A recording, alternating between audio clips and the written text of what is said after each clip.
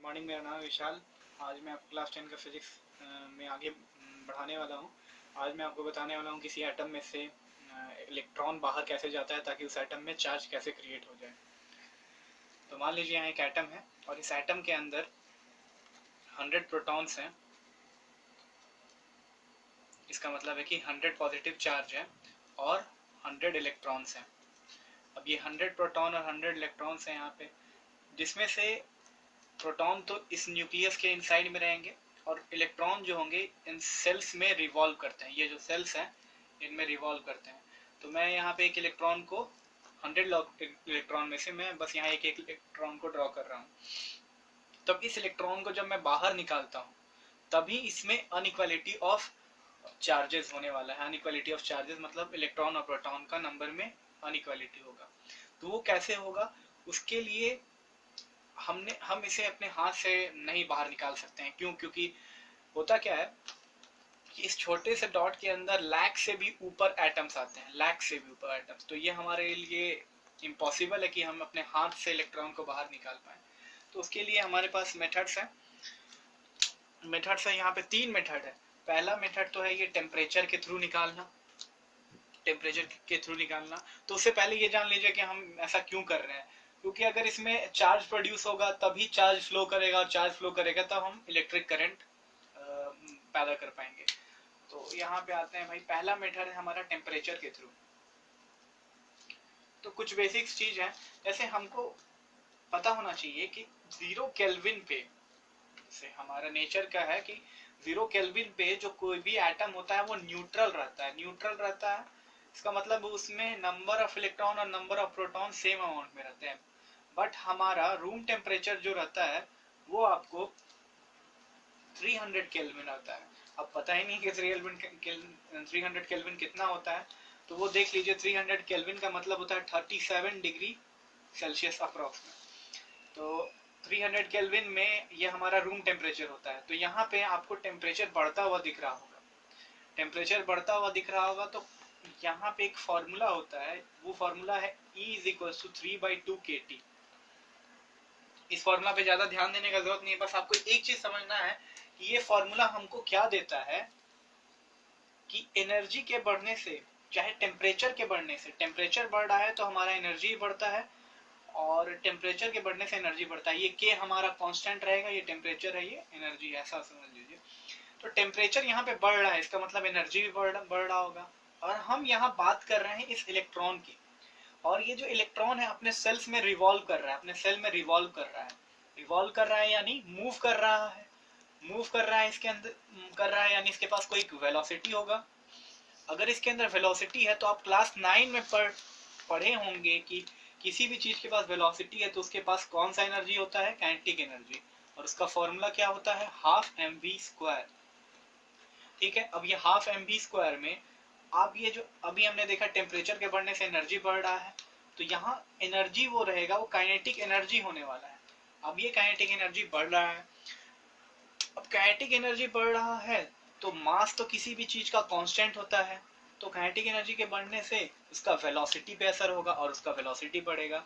और जैसे ही उसका वेलोसिटी बढ़ता है ये इलेक्ट्रॉन बहुत तेजी से रिवॉल्व करना स्टार्ट होता है, और रिवॉल्व करते करते एक समय ऐसा आता है जब ये अपने एटम को छोड़ करके बाहर की ओर चल जाता है, यानी इसके अंदर से एक इलेक्ट्रॉन बाहर निकल जाता है। अब क्या होता है, एक इलेक्ट्रॉन जैसे ही बाहर निकलता है तो यहाँ अनइक्वालिटी ऑफ चार्ज क्रिएट हो जाएगा। कहने का मेरा मतलब ये है कि अब यहाँ 100 इलेक्ट्रॉन नहीं है, अब यहाँ 99 इलेक्ट्रॉन्स है और 100 प्रोटॉन्स है। इसका मतलब क्या है, यहाँ 100 पॉजिटिव चार्ज है और यहाँ -99 चार्ज है, यानी नेट चार्ज कितना हो गया यहाँ, +1। तो इस प्रकार से हम चार्ज को क्रिएट करते हैं। तो एक बार थोड़ा सा फ्लैशबैक में जाते हैं, क्या क्या सीखे हैं। 0 केल्विन पे किसी भी एटम जो होता है, कोई भी एटम न्यूट्रल होता है, लेकिन यहाँ टेम्परेचर हमारा रूम टेम्परेचर जो होता है 300 केल्विन होता है। तो 300 केल्विन या 37 डिग्री सेल्सियस। तो यहाँ देख रहे हैं टेम्परेचर बढ़ रहा है, और टेम्परेचर के बढ़ने से एनर्जी को भी बढ़ना पड़ता है। और यहाँ एनर्जी कौन सा एनर्जी है, तो यहाँ काइनेटिक एनर्जी, क्योंकि इलेक्ट्रॉन मूव कर रहा है। अब काइनेटिक एनर्जी जब बढ़ रहा है तो वेलोसिटी बढ़ रहा है, वेलोसिटी को बढ़ने से हमारा इलेक्ट्रॉन बहुत तेज भागा और बाहर की ओर निकल गया। और उसके चलते यहाँ पे अनइक्वालिटी ऑफ चार्जेस क्रिएट हुआ और यहाँ +1 चार्ज आ गया।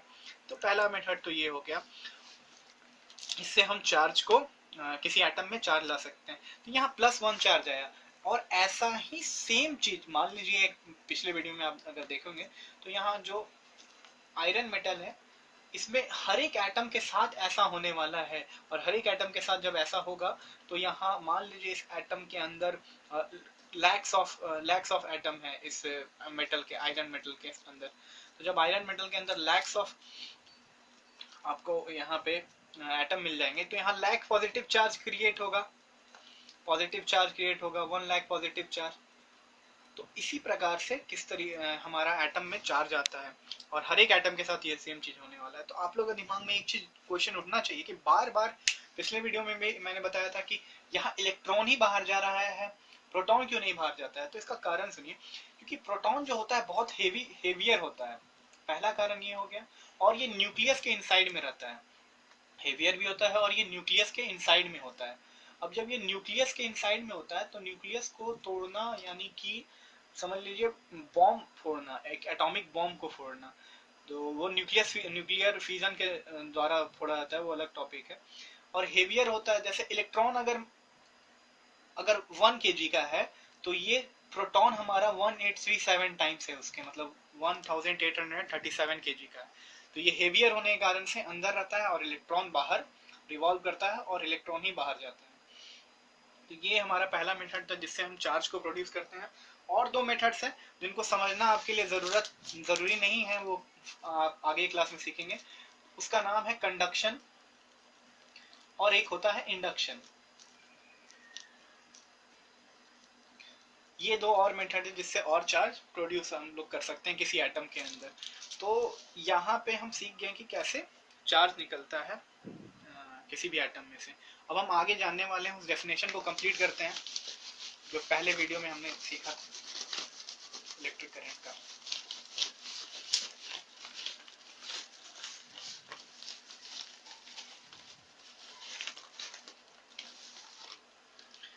तो डेफिनेशन तो बोल रहा है भाई rate of flow of charge. तो यहाँ होता क्या है कि किसी एक एटम में से जब वो इलेक्ट्रॉन भागता है, देखिए सारे एटम जो होते हैं बहुत ज्यादा ही सटे हुए होते हैं एक दूसरे से। अब क्या हो रहा है, जब वो इलेक्ट्रॉन, आप ऐसा समझ सकते हैं कि ये इलेक्ट्रॉन टेम्परेचर बढ़ने के कारण से इसमें से निकला, तो ये जाकर के अपने पास वाले इलेक्ट्रॉन को हिट किया। तो जैसे ही इसमें से इलेक्ट्रॉन बाहर निकलता है तो इसके पास पॉजिटिव चार्ज, इलेक्ट्रॉन निकला इसका मतलब पॉजिटिव चार्ज, क्योंकि अनइक्वालिटी ऑफ चार्ज आया। अब ये इलेक्ट्रॉन इसको जाके टक्कर मारता है, फिर इसमें से इलेक्ट्रॉन निकलता है, इसका मतलब इसके पास क्या आया, पॉजिटिव चार्ज। फिर सेम चीज इसमें भी होगा, ये इलेक्ट्रॉन जाकर के इसको हिट करेगा, यहाँ पे क्या अब हिट किया तो ये बाहर की ओर जाएगा, तो इसका मतलब क्या है, अब यहाँ पे पॉजिटिव चार्ज। फर्दर क्या होगा, चार्ज आगे की ओर मूव करते जाएगा। तो इसी को कहते हैं फ्लो ऑफ चार्ज, और यही हमारा प्रोड्यूस करता है इलेक्ट्रिक करंट को, फ्लो ऑफ चार्ज। यहाँ हम लोग बेसिकली कह सकते हैं फ्लो ऑफ इलेक्ट्रॉन्स, क्योंकि इलेक्ट्रॉन ही हमारा मूव कर रहा है तभी हमारा चार्ज प्रोड्यूस हो रहा है। तो अब डेफिनेशन के बाद एक फॉर्मूला आपने देखा होगा, I is equals to Q upon T। ये फॉर्मूला है चार्ज बाई टाइम टेकन। इसका मतलब क्या है कि अगर आप मान लीजिए एक सर्कुलर पाथ है और आप यहाँ पे खड़े हैं, और यहाँ से इस पाथ में इलेक्ट्रॉन फ्लो कर रहा है या चार्ज फ्लो कर रहा है, ये चार्ज फ्लो कर रहा है। आप किसी पोजीशन को मार्क कर देते हैं, जैसे ये P पॉइंट है, आप इस P पॉइंट को मार्क कर दिए और आपको पता चलता है कि यहाँ पे हर एक एवरी 10 सेकेंड्स में यहाँ पे से 20 कूलम ऑफ चार्ज पास होता है, 20 कूलम ऑफ चार्ज पास होता है। इसका कहने का मतलब ये है कि हर एक 10 सेकेंड्स में इस पॉइंट से हर एक 10 सेकेंड 20 कूलम ऑफ चार्ज पास होता है। तो इसका फॉर्मूला मतलब इसमें करंट कितना दौड़ रहा होगा इस वायर में, तो ये हो जाएगा 20 कूलम अपॉन 10 सेकेंड। तो ये हो जाएगा हमारा करंट, और जब इसे डिवाइड करेंगे तो हमारे पास आएगा 2 कूलम्ब पर सेकेंड। ये डिवाइड का साइन को ऐसे कर देंगे जैसे पर बोलते हैं, 2 कूलम्ब पर सेकेंड या 2 एम्पियर। एम्पियर वो साइंटिस्ट हैं जिन्होंने करंट के ऊपर बहुत सारा खोज किया था। तो फॉर्मूला समझ जाइए कि कूलम्ब एक पर्टिकुलर पॉइंट, चाहे आप यहाँ पे भी पॉइंट दे सकते हैं, उस पॉइंट से हर एक 10 सेकेंड्स में चाहे given at a given second कितना बार वो पास हो जा रहा है। अगर मान लीजिए यहाँ से हर एक 1 सेकेंड में अगर यहाँ से 100 कुलम चार्ज पास होता है तो इसमें करंट कितना पास हो रहा होगा, 100 कुलम बाई 1 सेकेंड। इसका मतलब क्या हो गया, 100 एम्पियर करंट पास हो रहा है। तो ये करंट का फॉर्मूला हमने ऐसा सीखा। अब हम अपने नेक्स्ट वीडियो में सीखने वाले हैं कि क्या होता है कूलम्स लॉ, वो फोर्स कैसे काम करता है, एक क्वांटाइजेशन के बारे में पढ़ेंगे कि किसी बॉडी को चार्ज कैसे देते हैं। Thank you for watching my video, do subscribe my channel.